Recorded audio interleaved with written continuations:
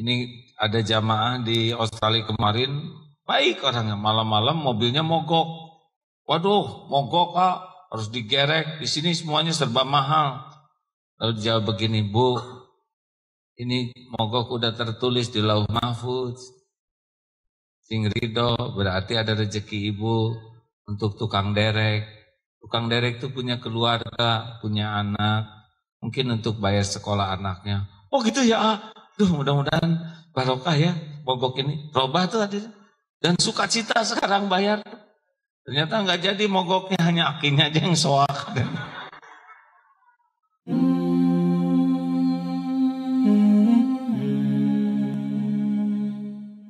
Begini, terima kasih Ustaz.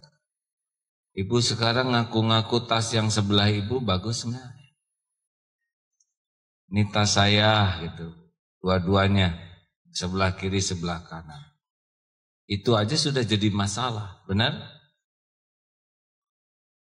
Ngaku-ngaku yang bukan haknya. Bapak sedang sholat, kopiahnya jatuh, ada tulisan Teddy, padahal namanya Dadang. Ini jelas kopiah orang. Maaf yang namanya sama ya. Ini kalau dibawa terus nggak dipulangin, gosok tuh namanya. Bisa nggak diterima itu sholat. Ibu mau kena juga harus diperiksa. Ya, jangan sampai mau kena masjid, bagus rendanya, bawa pulang ke rumah. Walaupun tahajud merintih-rintih nggak diterima, itu gosok namanya. Serius hadirin.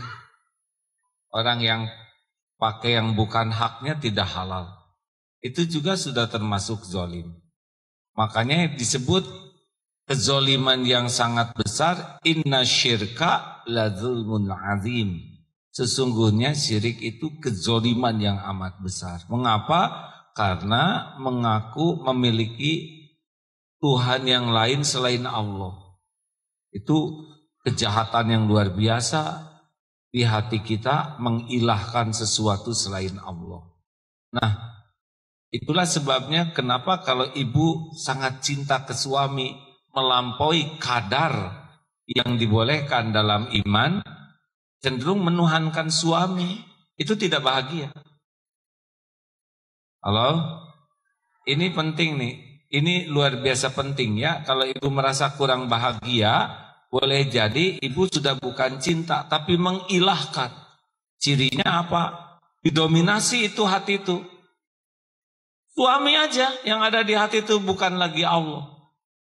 Ingin selalu dekat dengan suami, ingin dicintai suami, ingin disayang suami, tidak mau jauh dari suami. Suamiku adalah milikku, engkau segalanya bagiku. Suami, aku dandan untuk suami, masak demi suami, tidak berpaling ke lain hati. Suami, gak ada bahagianya, itu yakin. Dan itu tidak bisa menahan suami dipalingkan hatinya dari si ibu yang menuhankan suaminya. Udah dandan stakar kebek, enggak ngepek hadirin. Beneran. Wah, jadi tegang ini ibu. Makanya ngaji tauhid mah Bu, punten ya Pak, harus pakai mujahadah. Nanti kalau udah hati enggak enak, periksa aja. Pasti ini ada yang mendominasi hati selain Allah. Kemarin saya baca di medsos, wah Agim dibully juga ya, tapi udah biasa gitu, jadi garing. Nah hadirin, tapi saya pikir kalau saya sakit hati, kan jelas kemuliaan itu milik Allah. Berarti saya sakit hati, saya ngarep-ngarep orang menghormati saya. Padahal kalau ada orang yang berbuat buruk, itu kita harus syukur. Bukan kita yang berbuat buruk, benar? Kalau ada yang mengatakan buruk, kita harus syukur. Ladang bagi kita untuk memaafkan dan mendoakan. Beratnya hati ketika kita mengharap dia menghormati kita. Nah, kalau yakin Allah yang ngatur kemuliaan, kita nggak akan sesek oleh kata-kata bully-bulian itu. Jelas tidak nih? Kayak dolar naik turun, BBM naik, dah Allah yang ngasih rezeki mah. BBM naik, dari dulu juga pada hidup ya. Makanya salah satu latihan putus harapan dari makhluk diantaranya itu tuh. Kalau WA udah contreng biru 2 ya, di atasnya ada online tapi nggak ada jawaban aja, tenang latihan putus harapan ya, langsung aja di blok ya. Hadirin, ayo periksa hati.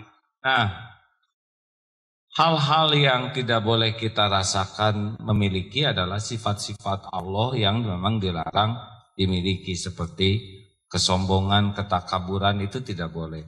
Tapi kita meniru sifat-sifat Allah yang boleh ditiru oleh kita, kasih sayang, Ar-Rahman, Ar-Rahim, itu boleh, pemaaf, sabar, syukur, bagus. Tapi jangan merasa memiliki. Jangan merasa memiliki. Satu, jangan merasa memiliki diri ini dan berikut segala yang kita miliki.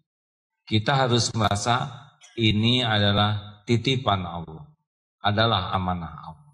Jadi kita harus sangat siap. Ini badan saya belum tentu pulang sama-sama nih.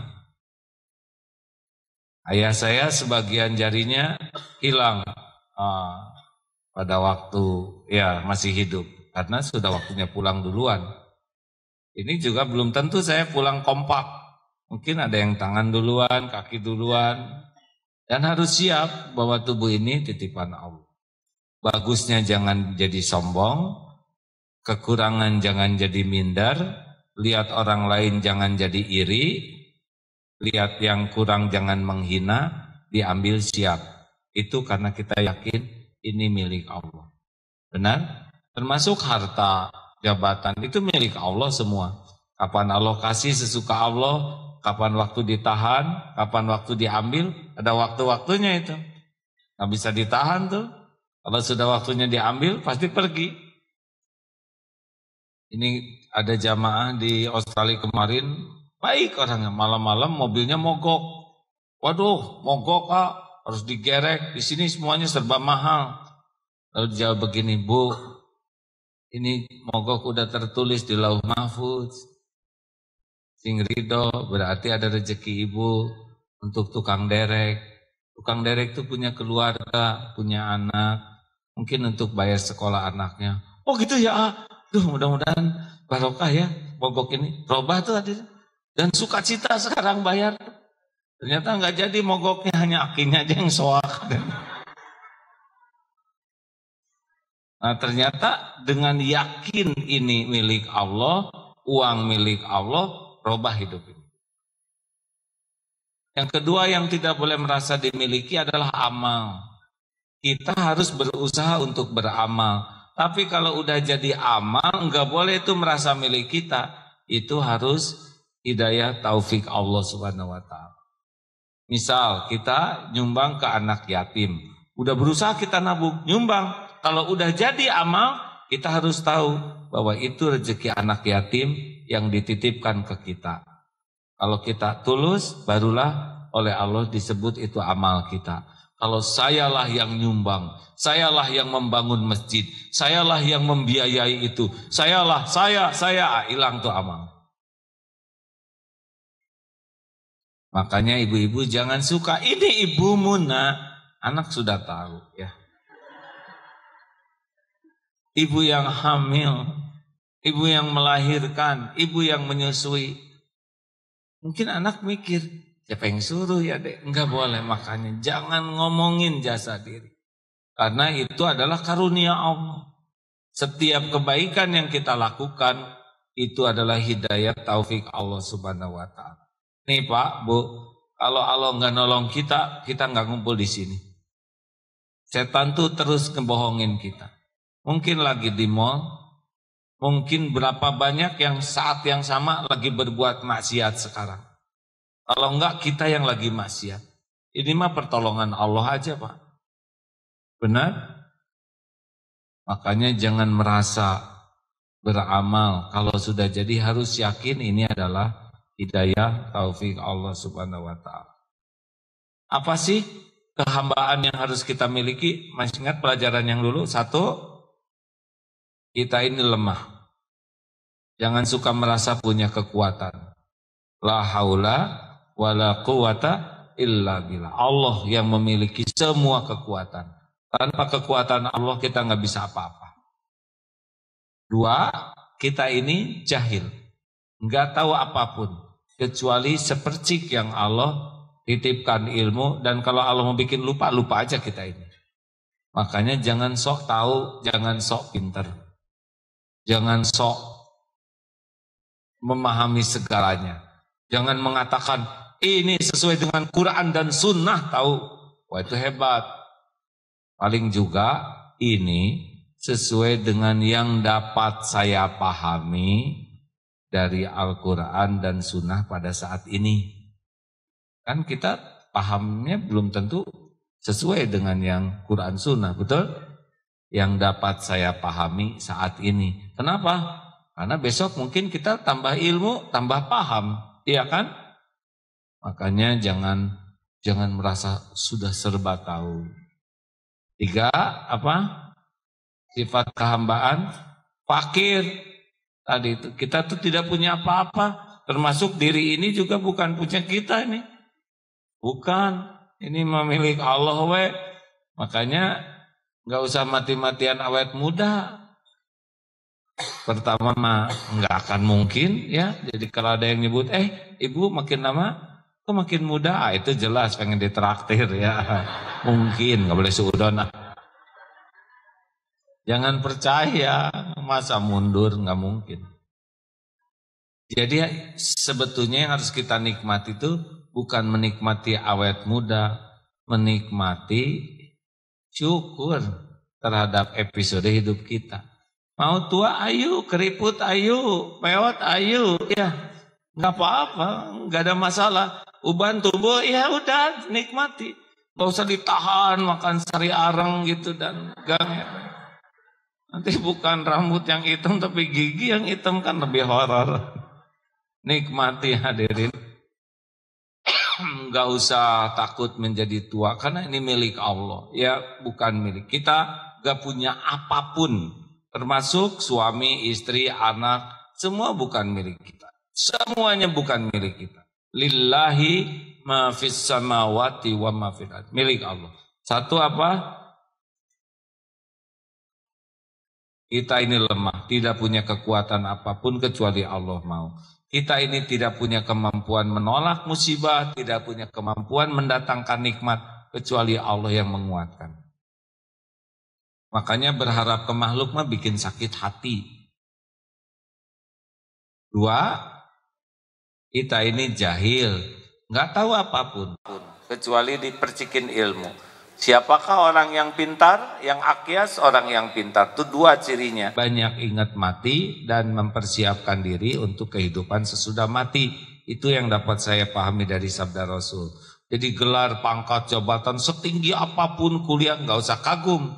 Kalau jarang ingat mati dan tidak mempersiapkan kehidupan sesudah mati itu kurang cerdas. Ya, jangan terpesona oleh IQ, jangan terpesona oleh gelar, tapi terpesonalah oleh orang yang paling nyata pelajaran hidup yaitu kematian.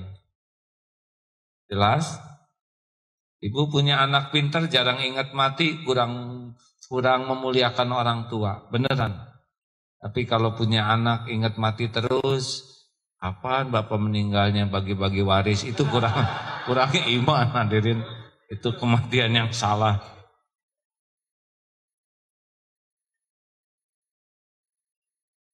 Istri saya pasti nanya yang mana.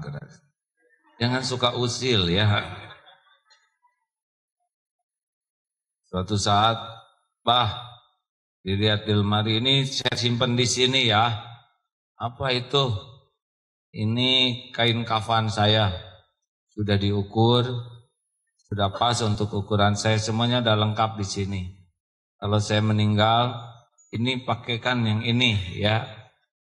Aduh, itu membuat lebih suasana beda lah. Ini suasana yang lebih cerdas. Saya tanya kenapa bisa begini? Ini tadi ada kursus jenazah. Tidak ada yang mau jadi calon, ya. Kepaksa. Beliau yang jadi calonnya dibungkus. Nah pas dibungkus baru nyadar itu. Ketika dibungkus kafan sebagai apa latihan mengurus jenazah, wah itu meremukan hati. Bagus. Makanya ke kuburan itu bukan untuk hanya semata datang ke kuburan, tapi kita yang membayangkan. Hati-hati nih hadirin tentang ilmu kecerdasan ini ya. Karena Rasulullah Shallallahu Alaihi Wasallam dalam surat Al-Baqarah 129, para Rasul itu 3 tugas utamanya. 1, tazkirah, memberikan peringatan, kemudian memberikan pengajaran, taklim, dan tazkiyatun nafs, mensucikan. Jadi kalau kita hanya sibuk dengan pengajaran dan peringatan, tapi mengabaikan pensucian batin, ya ini ada yang kurang. Kenapa? Ada yang ilmu agamanya cukup banyak, tapi bertengkar terus. Padahal ilmu banyak, mengingatkan banyak, mengajari banyak. Mungkin satu yang kurang, yaitu mensucikan hatinya yang kurang. Karena 3 ini, peringatan, pengajaran, dan pensucian. Nah saudaraku sekalian, dan satu lagi, maaf, tadi apa yang pertama? Lemah, jahil, fakir. Nah satu lagi, bahwa kita ini memang hina. Kemuliaan itu segalanya milik Allah. Kita bisa mulia. Kenapa kita hina? Karena memang kita berlumur dosa. Nah rekan-rekan sekalian, kalau kita ingin tahu mana yang paling baik, yang merasa baik atau merasa banyak dosa? Gini ya, kalau bulat itu jawabannya kayak gini nih ya. Bapak Ibu ingin jadi ahli sorga atau ahli neraka? Nah kalau bulat kayak gitu. Jadi kalau ragu tuh pelan. Kalau lihat orang salah, lihat tahapan selanjutnya. Kalau dia salah, lalu mengakui kesalahannya, dan dia mati-matian memperbaiki dirinya, ini jauh lebih hebat daripada orang yang merasa sudah berbuat baik. Berbuat baik jadi ujub, nggak ada nilainya dibanding dengan yang berbuat dosa dan tobat nasuha. Jadi kalau Bapak lihat istri sering menangisi dosanya, itu lebih bagus daripada istri yang menangisi suaminya. Ya Allah, kenapa suami saya seperti ini? Itu enggak menyelesaikan masalah. Urusan Allah itu suami, ya. Urusan ibu adalah dosa ibu, benar? Ya Allah, saya tahu kepahitan dalam rumah tangga ini diundang oleh dosa saya. Saya belum jadi istri yang benar. Hati saya keras. Kata-kata saya kasar. Saya belum jadi contoh, engkau tahu ya Allah. Itu awal kebaikan. Karena dia sudah ngaku kehinaan. Ya Allah, kurang apa saya? Pasti kurang ajar ini. Ya tahajud, ya saum, khataman Quran, umroh, apa yang kurang ya Allah? Kurang sadar pasti. Ini serius Bu, ketawanya jangan begitu Bu ya. Jadi kalau orang udah pedih, merasakan hina, dina, kotor, busuk di hadapan Allah, itu benar. Nanti Allah yang memuliakannya. Jadi gini rumusnya Bu, kalau orang disukai Allah, ini rumus ya. Orang ini disukai Allah, kepada dirinya itu dibuka kekurangan dan dosa-dosanya. Tapi kepada yang lain, oleh Allah dibuka kebaikannya. Dan si orang baik ini, dia akan sibuk berkutat dengan merasa salah, banyak dosa, hina. Tapi saat yang sama, Allah nutupi kesalahan ini ke orang lain. Orang lain dilihatkan oleh Allah kebaikannya. Duh, orang ini sabar, orang ini mulia, orang ini baik.